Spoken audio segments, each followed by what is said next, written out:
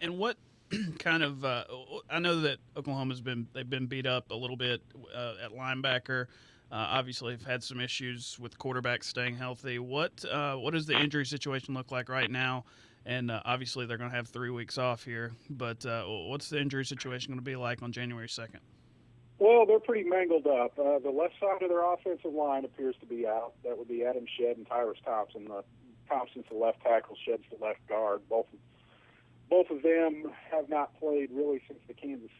Thompson played against Kansas State. He got hurt in the second half of that game with an ankle injury, but it doesn't appear he'll be back for the ball game. Shedd's battled a back injury all year, and it looks like he finally gave out in